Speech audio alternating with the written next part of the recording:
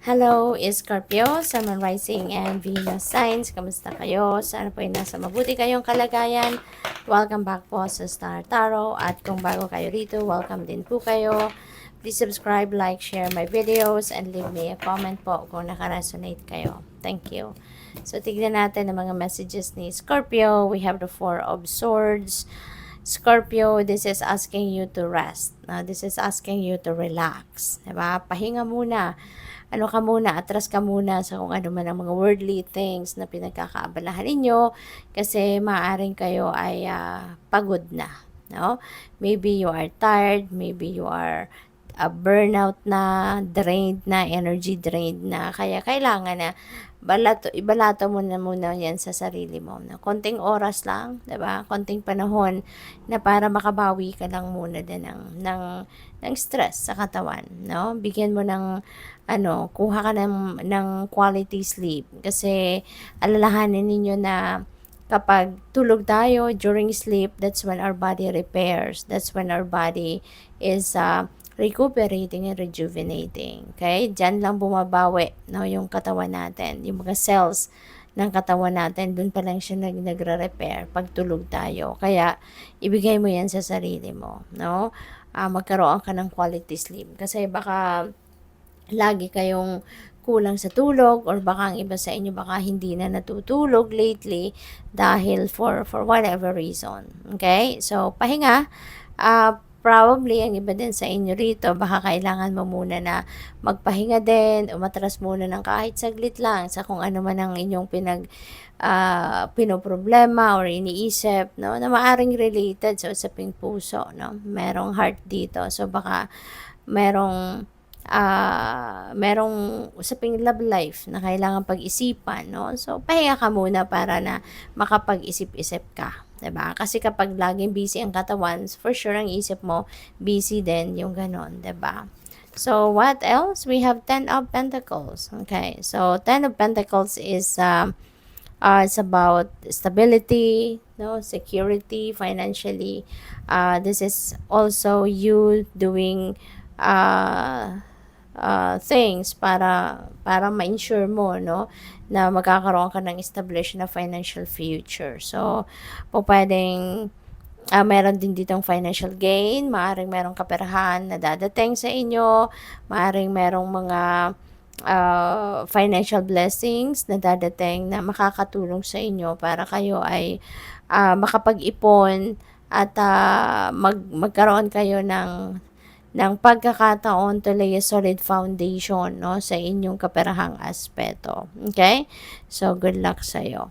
So, what else? We have 3 of Wands. So, 3 of Wands is travel energy. No, this is also good luck energy. So, maaaring kayo ay ta-travel somewhere, maaaring kayo ay may pupuntahan, maaaring kayo ay merong dadaluhang okasyon, kasalan, mga ganon, anniversary, party, celebrations, mga ganon. Maaari din, na you are traveling abroad, no? Yun din, napipick up ko, baka ang iba sa inyo is going to travel abroad for expansion, for studies, or po pwedeng pasyal, no? Depende. Or po pwedeng magnenegosyo ka or baka magtatrabaho ka na abroad. So, maaaring ganun din ang ganap.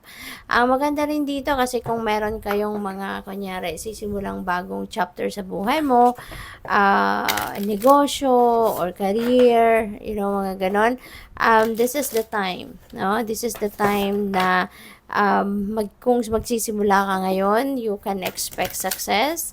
You can also expect a smooth sailing journey, no? Sa mga bagay na yan na sisimulan ninyong gawin. Kaya, congrats. Carry the torch for others to see, wake up the world. Ayan. So, this is your mission sa ngayon. This is your life purpose sa ngayon. So, ikaw yung magsisilbing ilaw ng ibang tao. Ikaw yung magsisilbing gabay nila. You are going to inspire many people. Siguro, ikaw rin yung magiging source of inspiration, motivation, and parang ikaw yung tatayong magsisilbing rock, no, ng maraming tao sa paligid ninyo. Maaring you are very very inspirational, no. Maaring ikaw din ay nilalapitan nila para humingi sila ng advice, humingi sila ng tulong na magkaroon sila ng linaw sa kanilang mga isipan. Baka isa kang mentor, teacher, spiritual guide, spiritual counselor, mga ganon, no? Siguro ganon ang magiging trabaho mo or magiging career mo. So, you are going to use your own light, no? To help other people find their own light as well. So, isa kang, feeling ko, isa kang teacher, no? What else? Your life plan is unfolding as it should. So, napakaganda, diba? Kung ano ngayon yung mga bagay na mangyayari sa buhay mo or maaaring nangyayari na, that is part of your life plan. Diba? That is part of the divine plan.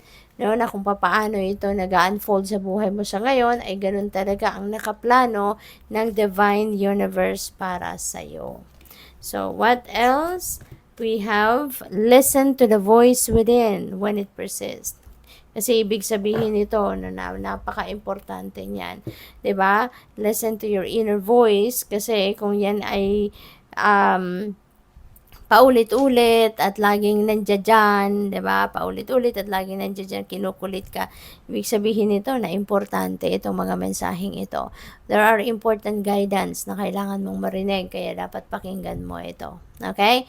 Yung mga 'di ba, yung boses or bulong ng iyong konsensya. Kumbaga, yung mga sinasabi na boses ng iyong konsensya or bulong ng inyong konsensya, that is your inner voice talking to you. So, kung paulit-ulit yan, nag-i-insist talaga, naririnig mo talaga. So, yan, heads up yan sa'yo. Napakinggan mo talaga yan, i-access mo yan kasi ibig sabihin, importanteng gabay yan para sa'yo. So, good luck. Thank you for watching. Love and light. Namaste.